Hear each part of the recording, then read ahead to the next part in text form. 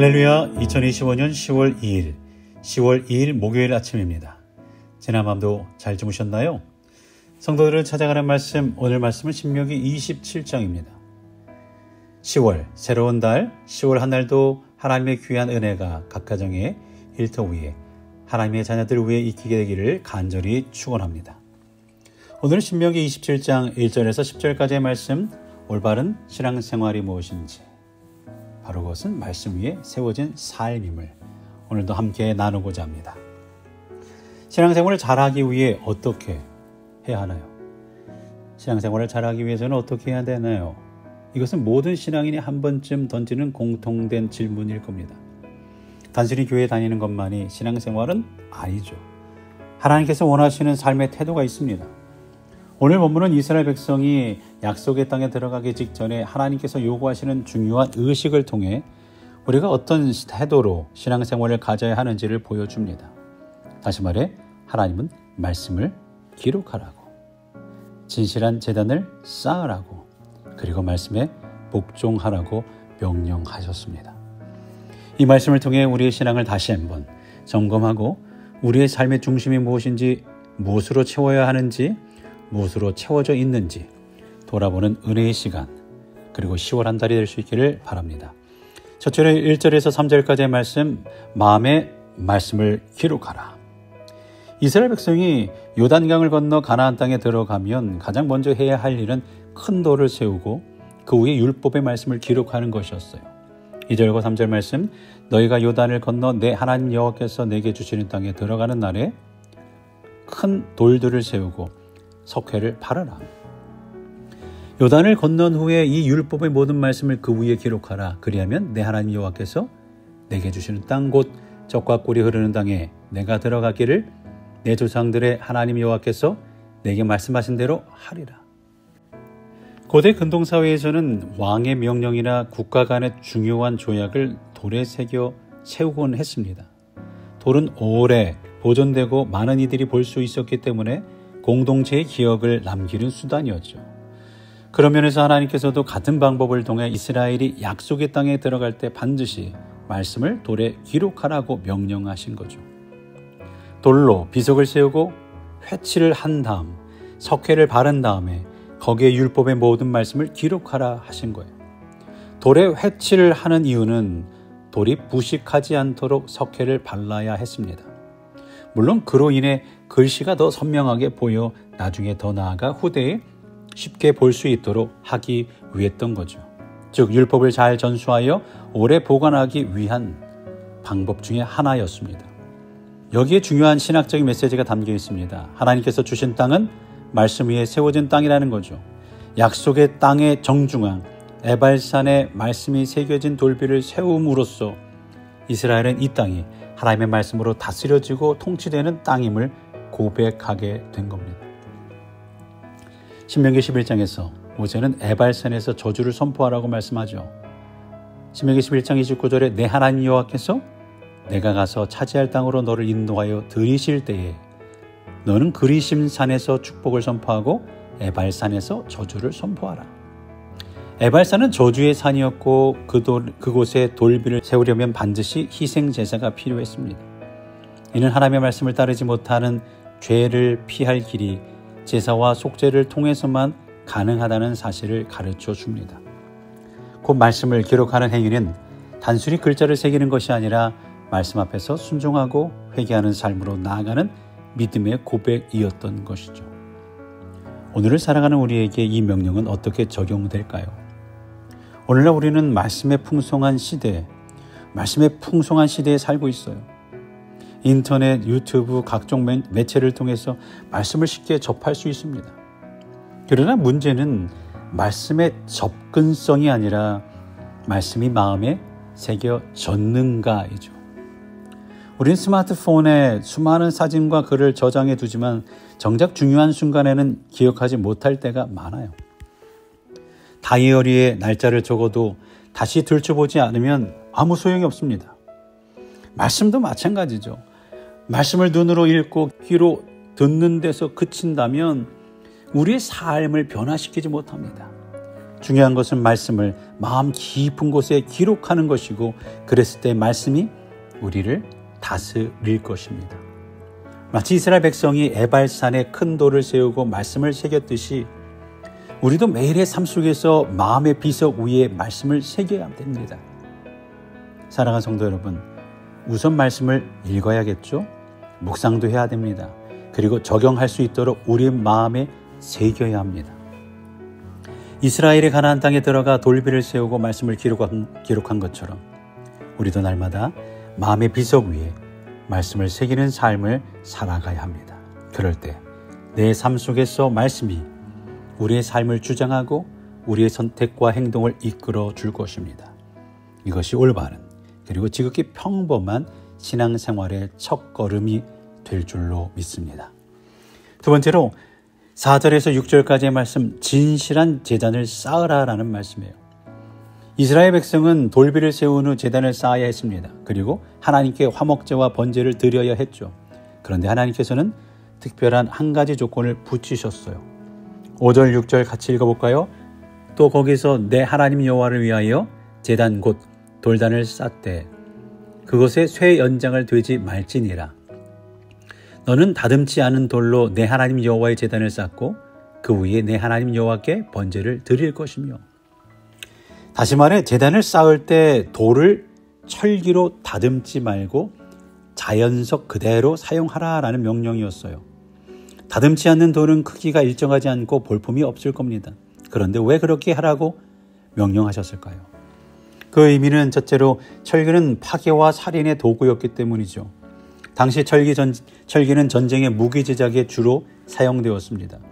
그러니 생명을 살리는 제단을 세우는 데 파괴의 도구가 개입돼서는 안 된다라는 의미이겠죠.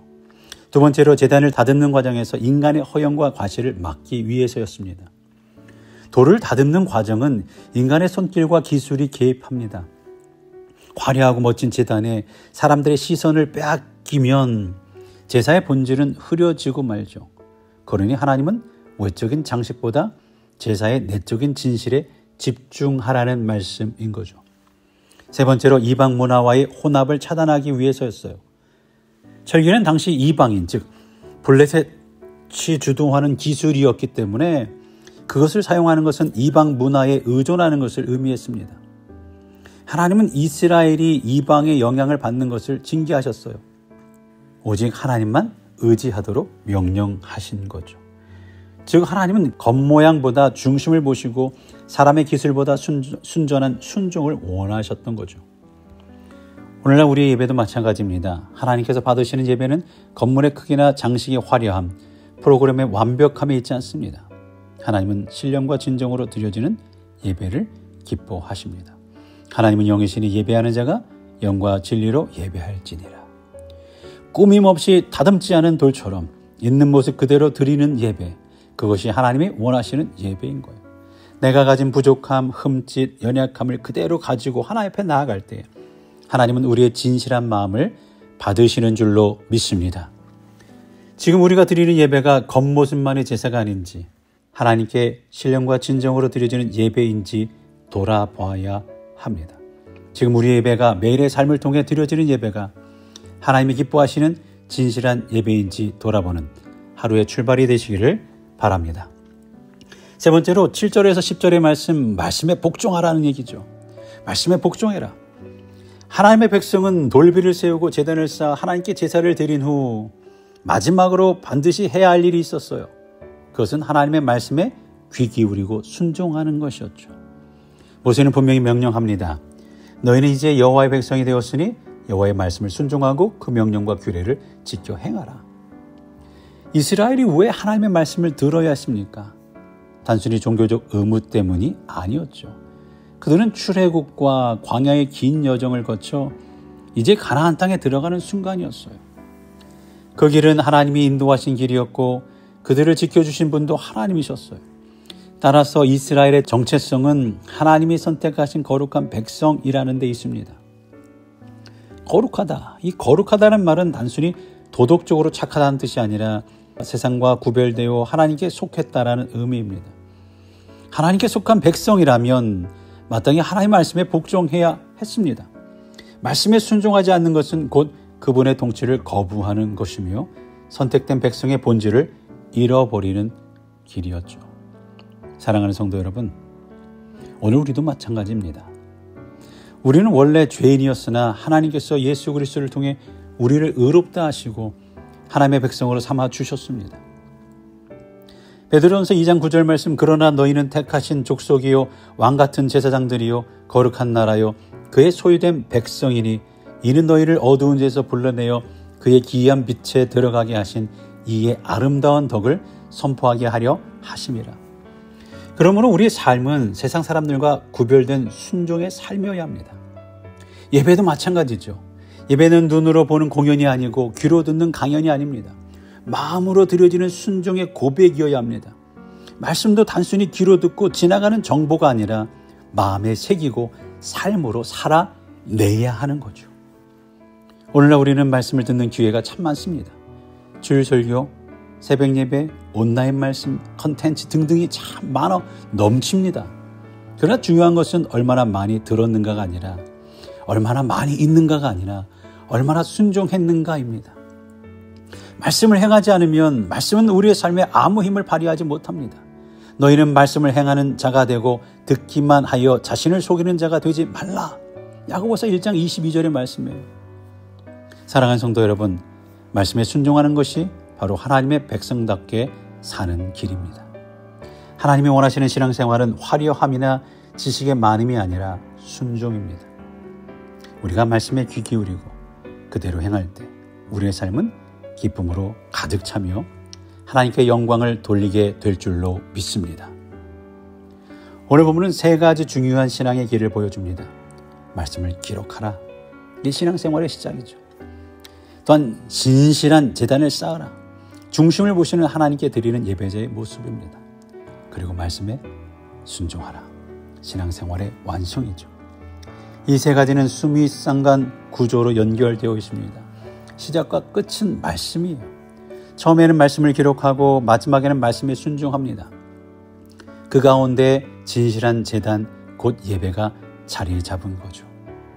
결국 올바른 신앙생활이란 말씀을 마음에 새기고 기록하고 예배의 삶을 살아가며 말씀에 순종하는 삶입니다. 사랑하는 성도 여러분, 여러분의 인생 중심에는 무엇이 서 있습니까?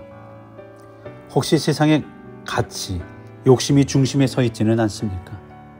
오늘 이 말씀처럼 우리의 삶의 한가운데 하나님의 말씀을 세우고 진실한 마음으로 예배하며 말씀에 순종함으로 하나님의 백성답게 그렇게 살아가시기를 주의 이름으로 간절히 축원합니다. 기도합니다. 사랑과 은혜가 풍성하신 하나님 아버지, 오늘 우리에게 말씀을 주셔서 올바른 신앙생활의 길을 다시 가르쳐 주시니 감사합니다.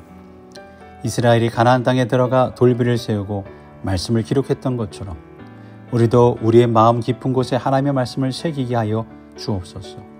읽고 듣는 데 그치지 않고 말씀을 삶 속에 기록하여 우리의 선택과 행동을 주관하게 하여 주옵소서. 또한 다듬지 않은 돌로 제단을 쌓으라 하신 주님의 명령을 기억합니다. 우리의 예배가 겉모습이 아니라 있는 모습 그대로 드리는 진실한 예배가 되게 하여 주옵소서. 부족함과 연약함까지도 받아주시는 하나님 앞에 신령과 진정으로 예배드리게 하여 주옵소서. 마지막 우리를 주님의 거룩한 백성으로 삼아주시니 이제는 말씀을 듣는 자에 머물지 않고 순종하는 자로 살게 하여 주옵소서. 말씀대로 살며 삶으로 하나님을 증거하는 주의 백성이 되게 하여 주옵소서.